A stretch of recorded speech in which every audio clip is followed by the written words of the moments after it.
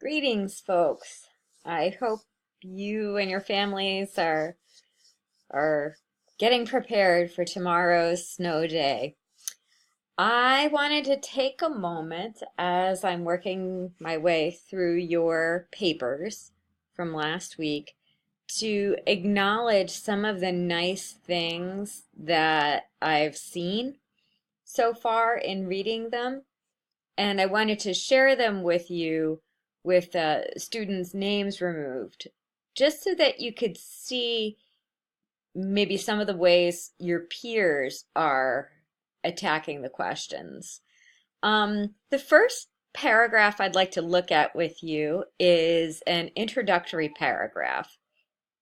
So I'm going to read it out loud and then provide some commentary for you. So the student writes, while the two stories, meaning the novel and the film, have significant parallels, they differ in their depictions of Fanny Price and Mary Crawford, creating very distinct narratives of female empowerment. While Austen's Fanny Price is a shy bystander and Mary Crawford is a cunning beauty with high aspirations, Patricia Rozema manages to hybridize these two into an assertive Fanny at the expense of Crawford. So I just want to pause here. What I really like here are two things. There is a clear articulation of topic in the very first sentence. We know that this paper is going to be about different narratives of female empowerment and how that applies to these two texts. So that's very nice. Those kinds of summary statements are very difficult to come by naturally. So you really have to take a step back and push yourself to look beyond the details to place the text into some kind of category that makes sense within a larger scholarly discourse. Certainly, it's relevant to talk about female empowerment. Okay, so moving on. Okay, so we are on in so doing, Fanny becomes a protagonist that is relatable to the modern woman in the same way Fanny was relevant to Austen's 19th century female audience.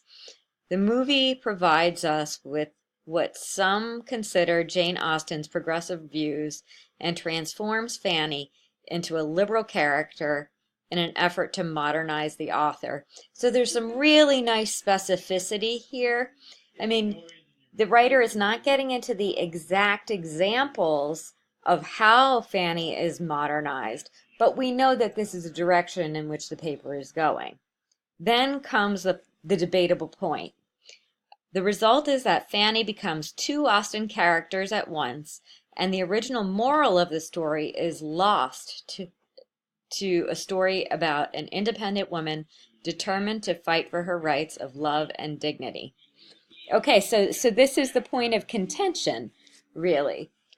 So we're really getting the student's view that what Rozema has done is interesting, but it's at the expense of a certain authenticity.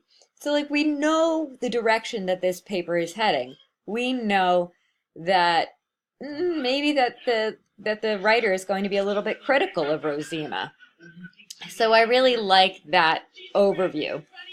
You guys are probably hearing my husband trying to give my daughter a bath in the background, so please excuse that. I want to go on to the next example. It's very short. One of the challenges I think for some folks in our class is the formatting and integration of quotations. So ideally, as I illustrated in one of the documents I provided earlier in the course, the quotations you use should be integrated into a logical sentence of your own. You should never start a sentence with a quotation mark.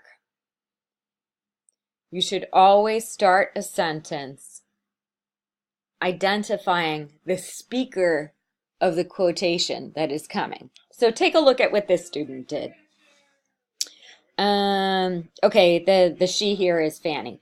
Rather, she, Fanny, remains unyielding in her decision even after Mrs. Norris accuses Fanny of being a very obstinate, ungrateful girl if she does not do what her aunt and cousins wish her. Very ungrateful indeed, considering who and what she is. And then take a note here. So that 3 doesn't belong there. Well, maybe can I get in there? Clean that up. So you end the quote, then you open parentheses, give the author's name and the page number, close parentheses, and period. That is the correct format. So what's nice here is that we know who the speaker is. It's integrated into a complete sentence.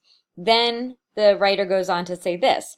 In this scene, right away, we get a, the writer is signaling, hey, I'm going to tell you what's important. In this scene, Fanny's strength and fortitude are evident. Despite Edmund's choice to eventually take the role in the play and pressure from Tom and Mrs. Norris to join, Fanny remains firm and resolute in her decision. I think, yeah. So we get the upshot. What the writer is telling us what to make of this quotation. She's not just dropping it in there and hoping we will figure out what she wants us to understand. So I think that's very nice. The only thing I would say, as a as a point of criticism, this quotation is very rich. As you know, I had an interest in the topic of ingratitude and the power dynamics that are at play in what Mrs. Norris is saying. So it might have been worth it to mention something there that, that Fanny is persistent, even in spite of the way Mrs. Norris tries to debase her. But overall, these were 2 very nice examples that I wanted to share with you.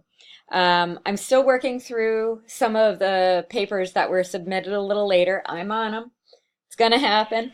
I am looking forward to the Jane Eyre conversations, which have started. These first chapters of Jane Eyre are, well, the first 2 chapters are a lot of fun. It gets a little depressing for a while, but then it picks up again. Trust me. All right, I will see you in the discussion boards. Thanks so much for listening.